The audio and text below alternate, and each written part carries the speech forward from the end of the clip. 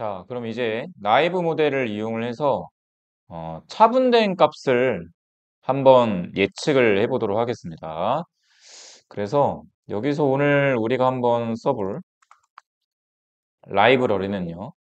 다트라고 하는 라이브러리를 쓸 거예요. 네, 그래서 나이브 모델을 써볼 건데 먼저 요 라이브러리 하나 설치를 해주도록 하겠습니다. 다트라고 하는 요 모델 요거를 이제 설치를 해주도록 할게요. 저는 이미 설치가 되어 있기 때문에 주석 처리를 좀 하고 넘어가도록 할 겁니다. 여러분들은 이제 각자 설치를 해주시고 요 라이브러리 같은 경우에는 여러분들 PC대에 C++ 프로그램이 깔려져 있어야 됩니다. 그래서 만약에 설치 중에 오류가 나는 경우들이 좀 있어요. 그런 경우에는 여러분들이 비주얼 스튜디오를 다운로드 받으셔서 예, 제가 이제 노션에다가 가이드를 간단하게 좀 해놨습니다. 그거를 다운로드를 해주시고 설치를 진행해 주시면 되겠습니다. 그래서 나이브 모델은 앞전 챕터에서도 말씀드렸다시피 기본적으로 이전에 있는 데이터들을 이용해 다음을 예측하는 모형이에요. 과거 시점의 값을 그대로 현재나 미래 예측값으로 사용하는 방식이라서 사실 이게 예측이라고 할 것도 없습니다. 실제로 여러분들 모델을 만들어 보면은 요게 뭐 과연 우리가 시계열 모형으로 예측을 한 걸까? 라고 보실 수 있어요. 그래서 이 나이브 모형 같은 경우에는 지금 여러분들이 이 달츠라고 하는 라이브러리를 조금 사용하는 관점에서 좀 접근을 한다라고 보시면서 실습을 따라오시면 되겠습니다. 그래서 설치가 되셨으면은 라이브러리를 호출을 해주도록 할게요.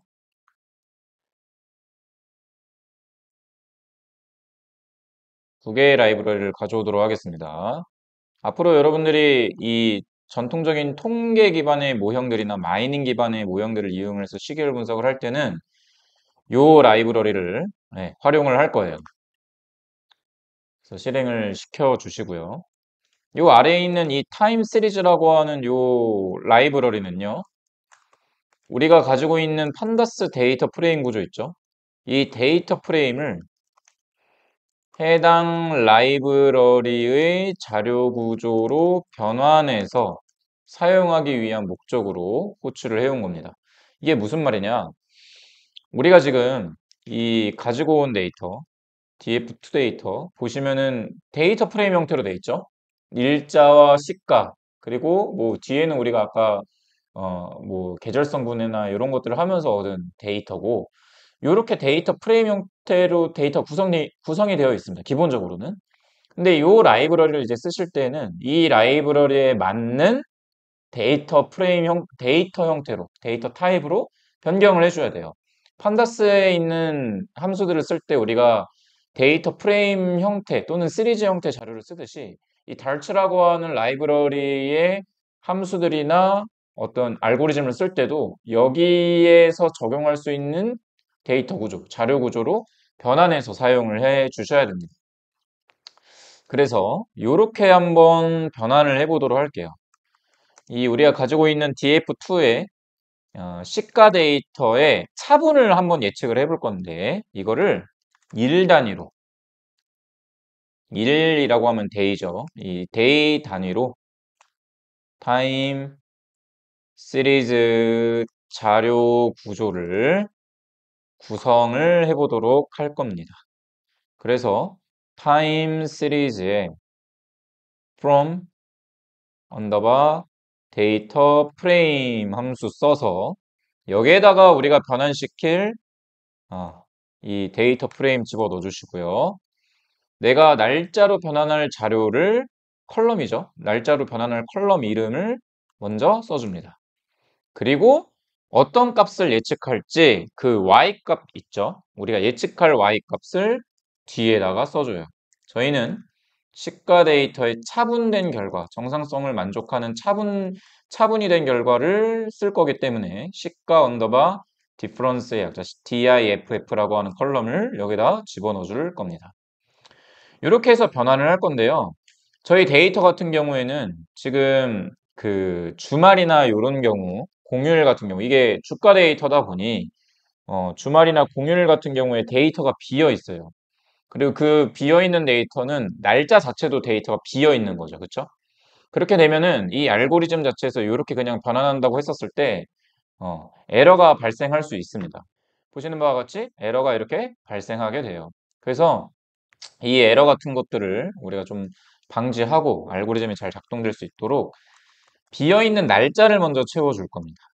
missing date라고 하는 함수에 true 값을 쓰게 되면요.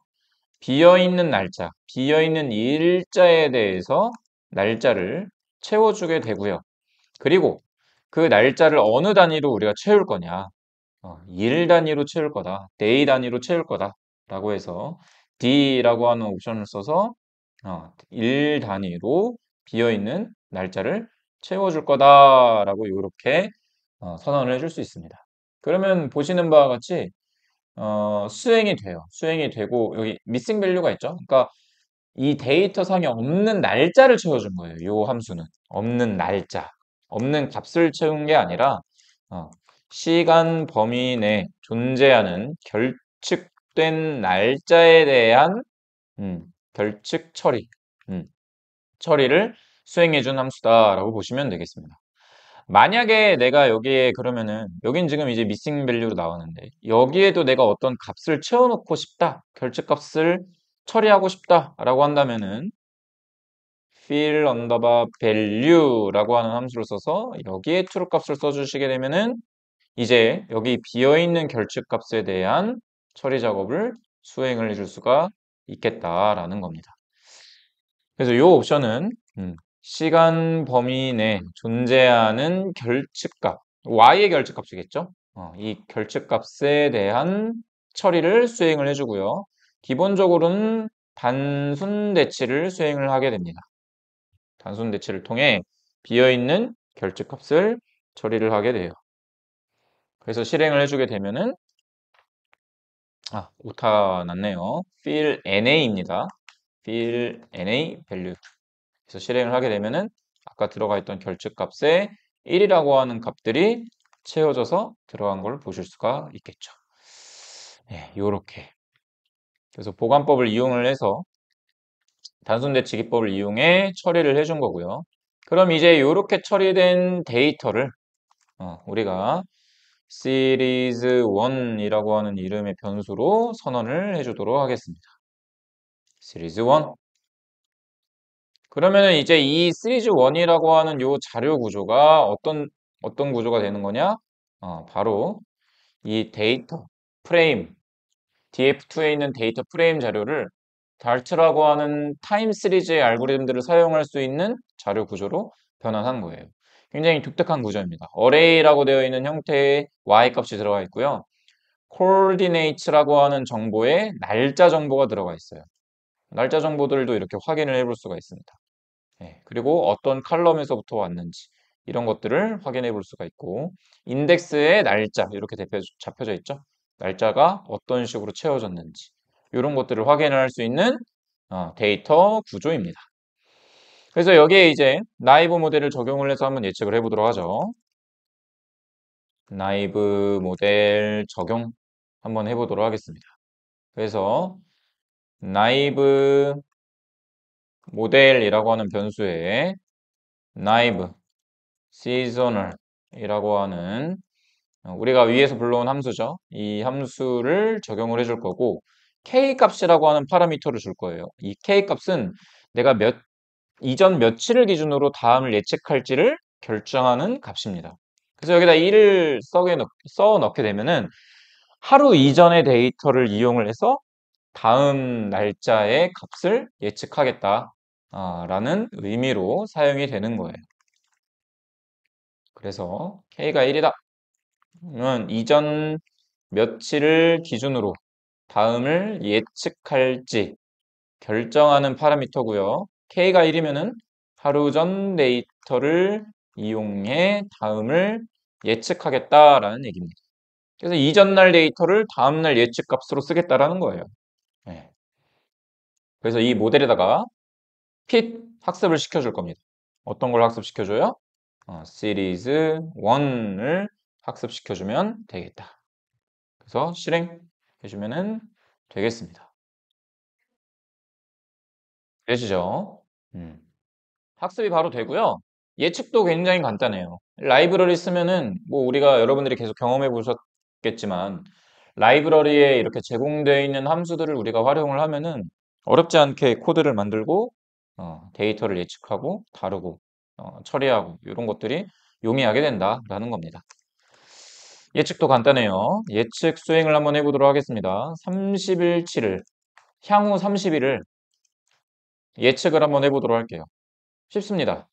우리가 지금 만든 이 나이브 모델, 학습된 이 나이브 모델에 predict라고 하는 함수를 써서 여기에다가 내가 예측하고자 하는 기간을 넣어주시면 돼요.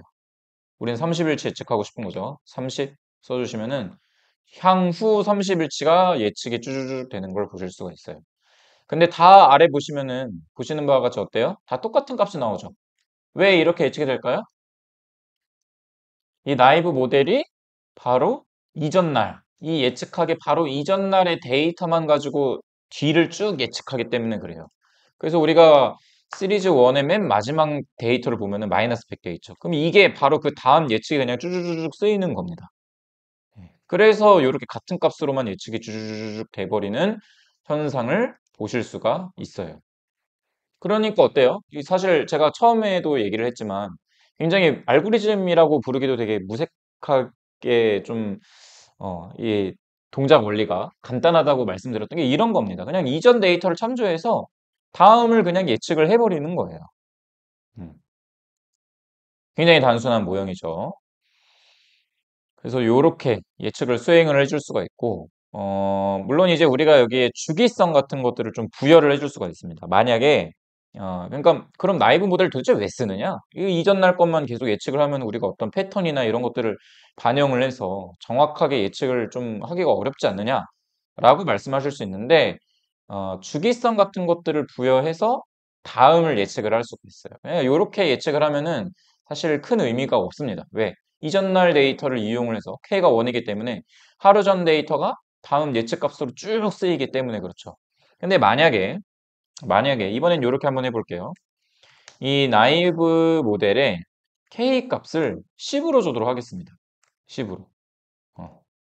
이렇게 되면 이제 우리가 이 나이브 모델이 어떻게 학습이 되는 거냐면은 마지막 일자를 기준으로 그 10개, 마지막 일자 기준으로 그 이전 10개 데이터를 다음 예측에 바로 사용을 하는 거예요. 그러니까 만약에 내가 이 시계열 모형의 주기를 명확하게 알고 있어. 어떤 반복되는 주기가 7일이다 라는 정보를 가지고 있는 거예요. 또는 10일이다. 그러면은 그 주기 정보를 입력을 하면은 그 반복되는 값들을 지속적으로 예측을 해내면서 모델을 만들기 때문에 이 라이브 모형 같은 경우에는 정상성을 만족하고 계속 지속적으로 주기적으로 반복되는 자료에 대해서 사용이 된다라고 보시면 되겠습니다. 그래서 이걸 이렇게 간단하고 쉬운 알고리즘을 도대체 누가 사용하느냐? 이렇게 주기성을 알고 있으면 사용을 하는 경우들이 있어요. 물론 지금은 이제 마이닝 계열이나 다른 더 정교한 모델들을 사용을 하긴 하지만 예전에 이제 전통적인 통계 모형에 있어서는 우리가 정상성도 만족하고 굉장히 단조로운 구조의 모형을 우리가 사용한다라고 했었을 때에는 내가 어떤 이 데이터의 반복되는 주기를 알고 있어. 그게 1단위로 11단위야. 그러면 이 나이브 모형 같은 것들이 예, 유효하게 작동한다라는 거죠. 그래서 주기성을 부여한 어, 나이브 모델의 주기성 10일 주기성을 부여하여 요걸로 이제 한번 향후 30일을 예측한 다음 그거를 하나의 예측 결과로 시각화를 해보도록 하겠습니다. 그래서 뭐 예측은 똑같아요. 아까 위에서 코드 썼듯이 이 나이브 모델 2에 프레딕트 함수 써서 30일을 예측을 해줄 거고 이 예측된 결과를 MP1으로 선언을 해주도록 하겠습니다. MP1은 이제 30일치가 예측된 10일 단위로 반복이 될 거예요. 여기 있는 숫자들은. 왜? 10일 이전에 있는 자료를 그대로 가지고 와서 이후에 예측할 때 사용을 하는 거니까. 이거를 이제 우리가 예측값으로 계산이 됐고 한번 시각화를 해볼 건데 시각화를 하려면은 우리가 원래 가지고 있던 데이터 프레임 형태로 변환해서 시각화를 하는 게 굉장히 빠르고 쉽습니다. 그래서 우리가 예측한 이 결과를 타임 시리즈 구조죠. 이 자료 구조를 다시 판다스의 데이터 프레임으로 변환한 뒤 시각화를 이어서 진행을 해줄 거예요. 어떻게? 이렇게 mp1이라고 하는 우리가 예측한 이 결과를 to 언더바 데이터 프레임이라고 하는 함수를 쓰게 되면은 어떻게 데이터가 바뀌느냐? 이렇게 다시 바뀌어요. 다시 판다스에서 사용할 수 있는 데이터 프레임 구조로 데이트라고 하는 날짜와 시가라고 하는 값이 이렇게 나와서 다시 변환이 되는 것을 보실 수가 있고요. 여기 있는 date라고 하는 날짜도 사용을 해야 되겠죠? reset index 함수 써서 이 날짜 데이터도 활용을 할 수 있게끔 우리가 데이터를 뽑아줄 겁니다. 그렇게 해서 이렇게 바꾼 애를 mp2라고 하는 변수로 선언을 해줄 거고요. 이거를 기존에 우리가 가지고 있던 df2 있죠? 요 데이터 뒤에다가 붙여서 예측을 한번 수행을 해볼 거예요. 아까도 말씀드렸지만 지금은 차분에 대한 예측을 하는 겁니다. 차분에 대한 값을 우리가 지금 예측 모델로 학습을 시켜서 예측을 수행을 하는 거기 때문에 여러분들이 이런 것들을 까먹으시면 안 돼요. 내가 지금 예측하고 있는 게 시가 그 자체인지 시가에 대한 차분 값인지 저희는 이 차분을 예측을 해서 마지막 날 시가에 대해 그 다음날 차분을 더하고 그럼 그 다음날 값에 또 차분을 더하고 이런 식으로 이제 예측을 하게끔 모형을 지금 구성을 하고 있는 거죠. 그래서 이 df2 데이터랑 붙이기 위해서 이런 거를 옵션을 한번 넣어볼게요. 이건 시각화를 하기 위해서 라벨, 어떤 태그 같은 것들을 붙이는 건데 이 라벨이라고 하는 변수에 제가 예측된 값, 예측값이라고 하는 값을 쭉 집어넣어 줄 거고요. df2에도 라벨이라고 하는 똑같은 컬럼을 만들어서 여기에는 실측값이라고 하는 이름의 데이터를 집어넣어 주도록 할 겁니다. 그리고 이제 이 mp2 우리가 예측으로 계산된 mp2 데이터와 이 df2를 어떻게 할 거예요?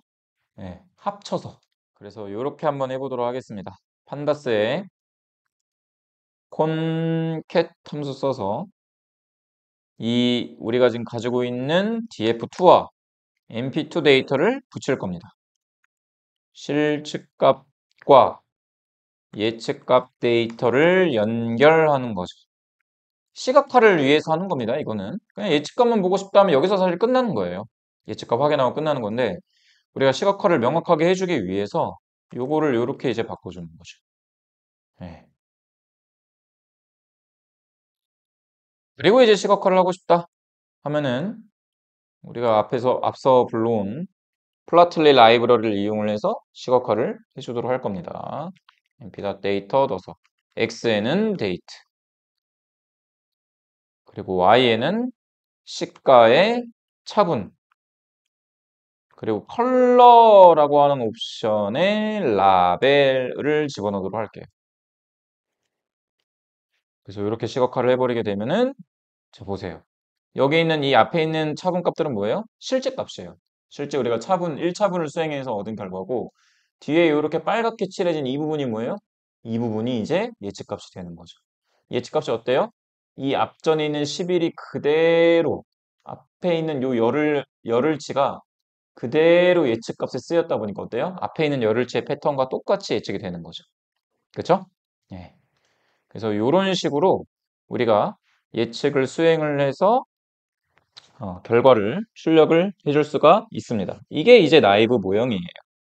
그리고 이 나이브 모형을 우리가 Dart라고 하는 라이브러리를 이용을 해서 시각화까지 한번 수행을 해본 겁니다. 간단하죠? 그쵸?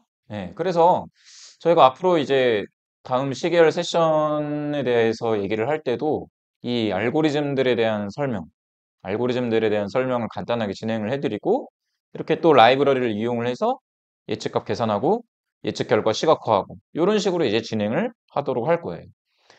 어쨌든 시계열 분석은 추세를 확인하는 게 굉장히 중요하기 때문에 여러분들이 이 시각화를 하는 거는 반드시 필수적으로 수행을 해줘야 된다라고 보시면 되겠습니다. 예, 반드시 하셔야 돼요. 앞서도 얘기했지만 회귀 분석 모형보다 성능이 떨어질 수밖에 없어요. 왜? 더 많은 X를 넣을 수가 없기 때문에. 그렇기 때문에 이 시계열 모형 자체의 목적이 어떤 정확한 값을 예측하기보다는 제한된 데이터, 그러니까 수집이 제한된 상황에서 추세를 예측하는 목적으로 많이 사용이 된다라고 했었었죠. 그렇기 때문에 시각화를 해서 이 데이터의 추세를 확인해 주는 게 굉장히 중요하다라는 겁니다. 자, 이렇게 예측까지 했어요. 그럼 그 다음에 뭘 해야 될까요? 평가를 수행을 해야 되겠죠. 그쵸? 평가를 수행을 해야 되는데, 이 시계열 모형 같은 경우에서는 이제 평가를 수행을 할 때 우리가 이전 값을 이용해서 다음 값을 예측을 하는 구조기 때문에 사실 이제 뭐 물론 이제 아리마 모형이라든지 어떤 전통적인 통계 모형에서의 AIC 값이나 이런 것들을 이용을 해서 우리가 평가를 할 수도 있지만 이 달츠라고 하는 라이브러리를 이용해서 평가를 할 때는 MSE, mean square error와 RMSE, root mean square error를 이용을 해서 마이닝 기법 관점에서 평가를 수행을 할 겁니다. 그게 무슨 소리냐? 마이닝 기법이 뭐였어요? 학습 데이터와 검증 데이터를 나눠서 학습 데이터로 학습을 하고 검증 데이터로 얘가 얼마나 잘 예측하는지 판단을 하는 거였죠. 얘도 그렇게 수행을 해줄 겁니다. 그래서 이 시계를 앞단의 80%를 이용을 해서 80%를 이용을 해서 학습을 수행을 해주고 따로 빼놓은 뒷부분 20%로 예측을 수행한 다음에 실제 값과 비교를 한번 해볼 거예요. 그리고 그거를 어떤 지표로? RMSE로. 우리가 시계열 모형도 똑같이 연속형 자료, 숫자 자료를 예측하는 모형이죠. 그렇기 때문에 이 시계열 모형으로 우리가 예측을 수행을 할 때도 평가를 할 때는 이 MSE나 RMSE 이런 지표들을 이용을 해서 평가를 수행을 해주도록 할 겁니다. 그리고 이제 뭐 AIC나 마페 값이나 뭐 이런 것들을 이용을 해서 또 평가를 수행을 할 수가 있는데 그런 것들은 차차 우리가 수업을 진행하면서 제가 또 이제 소개를 좀 해드리도록 할 거고요. 마이닝 기법 관점에서 평가를 수행을 하려면은 아까도 얘기했지만 이 시계열 앞단에 즉 날짜로 쳤었을 때 1일부터 100일치가 있다. 그럼 앞에 1일부터 80일치까지로 학습을 수행을 하고 뒤에 81일부터 100일까지를 테스트 셋으로 쓰겠다라는 거예요. 그러면은 시계열 앞단에 80%로 학습을 수행하고 뒷단 20%로 검증을 하겠다라고 한다면은 어떻게 해줄 거냐? 이 시계열 순서 그대로 스플릿 잘라줄 겁니다. 어떻게? 스플릿 비포라고 하는 함수를 써서 여기에 0.8 이렇게 입력을 하면은 이 자료가 앞선 80%, 앞쪽에 있는 80%에 해당하는 자료들만 뽑아요. 그리고 지금 보시면은 투플이라고 하는 이 자료 구조 안에 두 개의 구조가 들어가 있는 거거든요. 나머지 20%는 이 투플의 두 번째 자료로 출력을 해주게 됩니다. 그러니까 결과가 두 가지가 나오는 거예요. 우리가 원래 가지고 있던 이 시리즈 1의 전체 데이터의 80%는 트레인으로, 뒷단 20%는 테스트로 이렇게 나오게끔 우리가 출력을 해줄 수 있다라는 겁니다. 그래서 앞단 80%를 이용을 해서 우리가 아까 불러왔던 모델 있죠? 나이브 모델 2로 피팅 다시 학습시켜 줄 거예요. 트레인 앞단 80%로 학습을 다시 해주고요. 그 다음에 어떻게 해줘요? 테스트는 뒷단 20%로 나이브 모델 2 해서 프레딕트 뒷단 20%로 테스트를 해주면 되는데 어떻게 뒷단 20%를 이 프레딕트 함수 안에 넣느냐?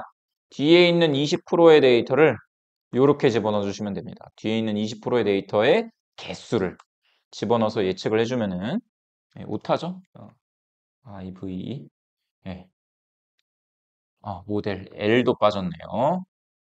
예측을 해주면은 뒤에 이제 뭐가 예측되는 거예요? 테스트의 일자만큼 예측값, 프레딕트 값이 계산돼서 나오는 거예요. 그리고 이제 이걸 이용을 해서 어떻게 해주면 돼요? 성능 지표를 계산해주면 되겠죠. 그래서 MSE에다가 테스트셋과 우리가 예측간, 예측 결과 넣어주면은 민 스퀘어 에러, 평균 제곱 오차 값이 계산돼서 나오고요. RMSE도 볼까요? RMSE도 한번 확인해 보면은 루트를 씌운 거죠. 2165라고 하는 값이 나오는 것을 보실 수 있겠습니다. 데이터 마이닝 수업에서 MSE와 RMSE의 지표에 대한 설명을 드렸었습니다. 실제 값과 오차 값의 제곱의 차이를, 차이의 제곱이죠. 정확하게는 차이의 제곱을 계산한 지표고요. 평균으로. 루트 민 스퀘어는 거기에다가 루트를 씌워준 값이죠. 굉장히 높게 나오죠. 2165. 이게 차분이라는 걸 생각했을 때 2165라고 하는 값이 루트 민 스퀘어로 계산됐다라고 하면은 성능이 아주 많이 안 좋은 겁니다. 예, 그럴 수밖에 없죠. 왜? 그냥 이전 10일치 있는 데이터를 어떤 뭐 올라가는 추세나 감소하는 추세나 데이터의 변동 같은 것들을 고려하지 않고 그대로 예측에 사용을 했습니다. 예. 그래서 이렇게 우리가 나이브 모형을 한번 만들어 봤습니다. 어렵지 않죠? 예. 뭐 사용하는 건 굉장히 쉬워요. 안에 있는 라이브러리들의 함수들을 이용을 해서 우리가 모델을 만들었기 때문에 굉장히 어렵지 않게 사용을 해봤다.